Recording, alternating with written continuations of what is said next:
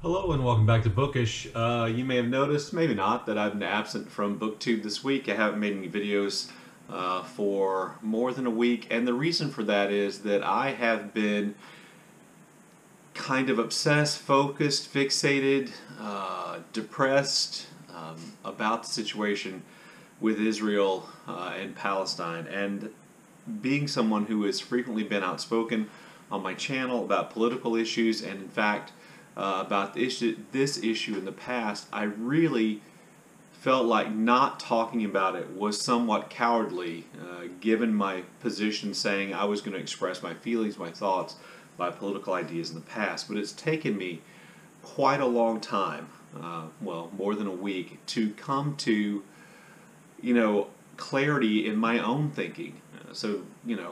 Just what I think should be done, what I think is true about the situation. And so, that's what I'm going to express. And part of why it's taken me so long, or why I've had to think about this for so long, is that, people on both sides, right, left, center, whatever, and oftentimes people I really have respect for their opinions and their knowledge, particularly on the left, on the more progressive side, have expressed ideas and opinions which just, to me, don't seem to really be honestly addressing all of the issues. And so it's taken me a while to kind of work through that and to kind of come up with my own thoughts, ideas, what I think should be done, what I think has been done, where I think the problems lie. So this video is just an attempt to address that, to get my opinion out there whether you want it or not. And so here we go. So first of all, let me condemn the Hamas attacks on Israeli citizens in the most stringent terms I possibly can. There is nothing that justifies the violence, the barbarity that we saw and that Hamas fighters filmed and made available. There is nothing that justifies that. It is horrific, it is terrible, and there is nothing that justifies that. By carrying out those attacks, by doing those things, Hamas has made itself, even more than it already was, clearly a terrorist organization bent on spreading terror to achieve a political purpose. In my opinion, that political purpose has very little to do with Palestinian independence, with Palestinian autonomy, with Palestinian people's ability to control and to prosper and to live peacefully in Gaza. I don't think that's what Hamas wants at all. I don't think that's their interest. And so in this video, I am going to do my best to separate Hamas from the Palestinian people. So there is that, and I want to make sure I say that so that nothing else I say in this video takes away from that really basic idea. It is shocking, it is horrific, it is terrible, it is completely unjustified, and nothing can justify it. And anything you say, in my opinion, anything anybody says, which in some ways makes Hamas seem like freedom fighters, standing up for the rights of the Palestinian people, I just think that is absolutely wrong. I don't think that's their interest at all, and I'll talk a little bit more about that as we go on. Let me also, though, condemn Israel's continued airstrikes and indiscriminate killing of Palestinian citizens in Gaza in an attempt to get at Hamas. That is equally wrong. Do I believe Israel has the right to go after Hamas, to defend itself from Hamas? I definitely do. But do I think that authorizes them to blow up apartment buildings, to kill 100 Hamas fighters, and in the process kill Palestinian men, women, and children who are just trying to live their lives? I do not. And I think that what that is an example of, in my opinion, is revenge. Revenge for the sake of feeling better. Now, for those of you who are not Americans, I'm sure you see the irony in an American talking about bombing people as an act of revenge, because obviously the United States had engaged in that in Iraq and in Afghanistan and in other places where we did kill innocent civilians in an attempt to get at terrorists or people that we believed to be terrorists. But it is still wrong. It was wrong when the United States did it. It is wrong when Israel did it. And I'll talk a little bit more about this in just a second. But let me also point out that Netanyahu's government failed to keep the people of Israel safe. It's not his fault that Hamas attacked Israel. It is his fault that his government apparently did not pick up on any of the warning signs and was not able to defend the Israeli people. And his government is largely, I think, responsible, not I think, is largely responsible for the conditions in Palestine, for the IDF's kind of indiscriminate killing and attacks in Gaza. I think that he's responsible for that, and I know his government is responsible for increasing tension by allowing Jewish settlement in Palestinian territories in the West Bank, territories that had been agreed to as being under Palestinian control. But in this discussion, I'm not going to talk about the West Bank because that's a far more complicated issue, and Gaza is more than complicated enough. So I'm just going to focus on talking about Gaza. So a lot of people on the left have also criticized the United States' immediate and vocal support for Israel. You know, just as a geopolitical point, the United States did not have a choice but to come out and support Israel. The United States still is, engaged in a war on international terrorism. Israel was attacked by a terrorist organization, and Israel supported the United States in its war on terror. As a geopolitical ally, Israel is absolutely essential to the United States. So open, vocal support for Israel does not surprise me at all. What I hope and what I believe is the Biden administration is using that open, vocal support for Israel as a way to make sure that Israel listens to us and that we are trying to rein in Israeli violence and vengeance.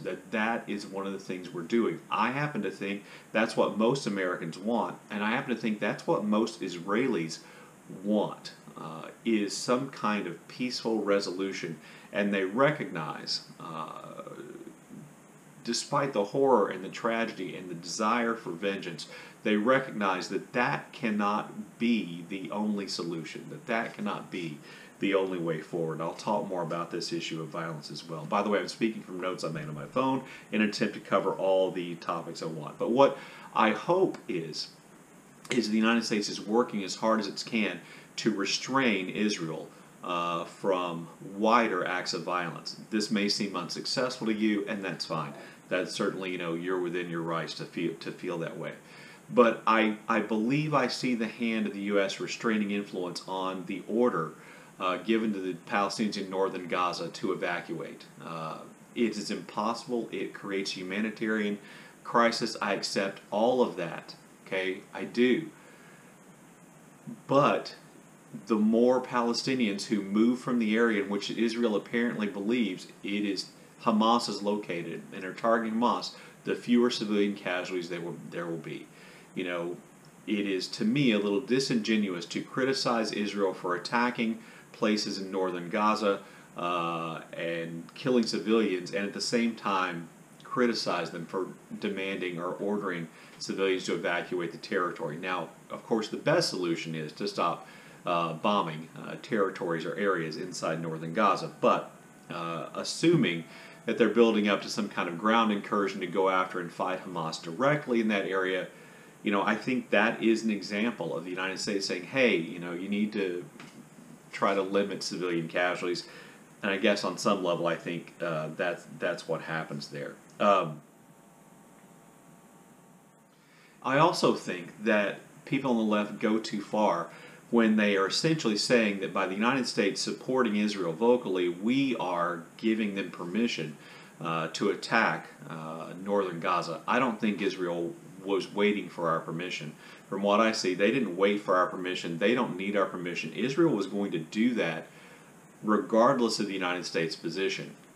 So I think what the United States is doing is, as I said, trying to have influence and trying to rein Israel's vengeance in to a certain extent. How successful that is, that's up to you.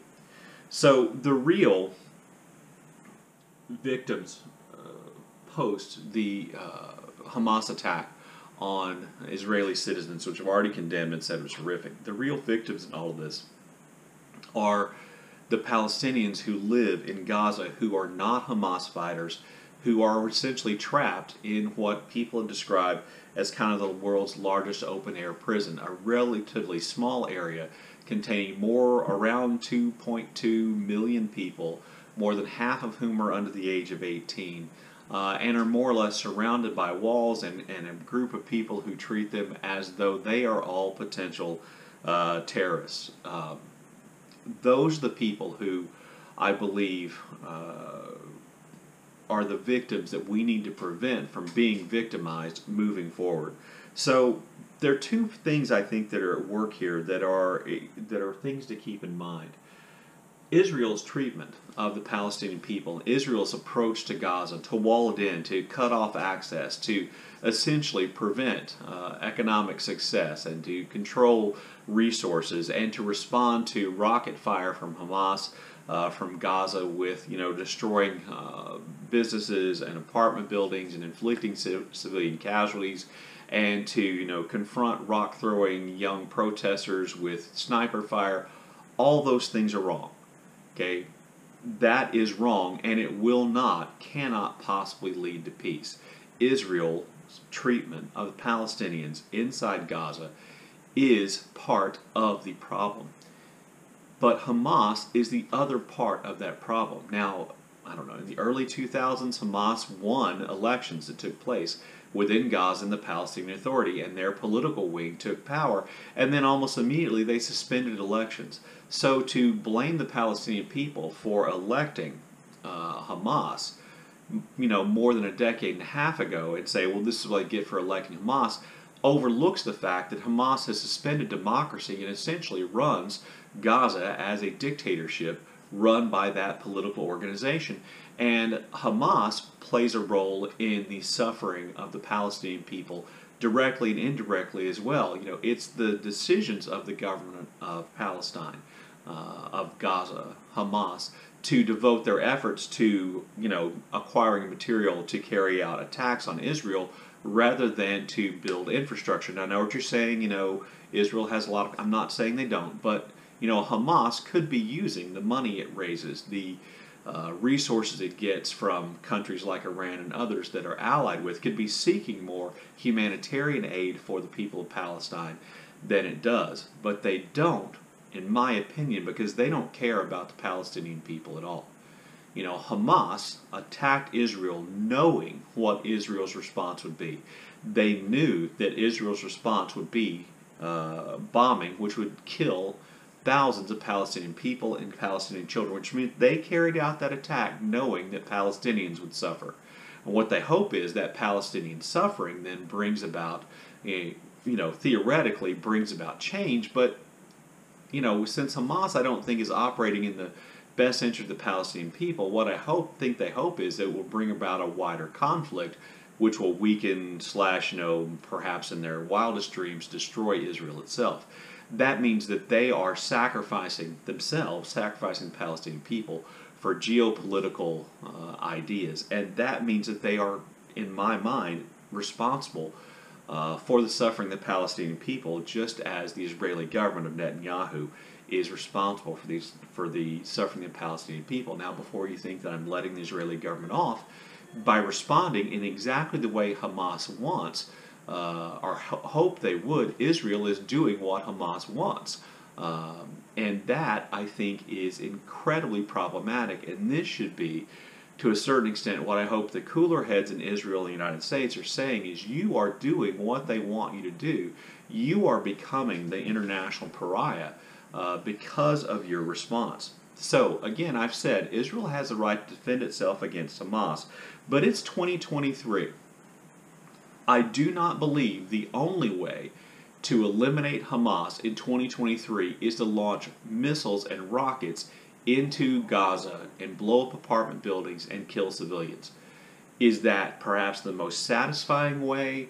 If you're thinking of revenge, sure. Is that the best way? Obviously not.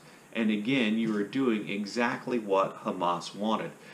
In my opinion, a slower approach, a more targeted approach involving human assets and more specific ordnance, I think is a far better idea. That way you're not killing large numbers of Palestinians indiscriminately in the hopes that you're also killing Hamas leaders. There has to be a better way. There has to be, and there is definitely a better way than to starve Palestinians of energy and food and hospital resources and fresh and clean water. You know, that kind of collective punishment of all Palestinians for what Hamas has done is clearly wrong, and it's playing into the hands of Hamas.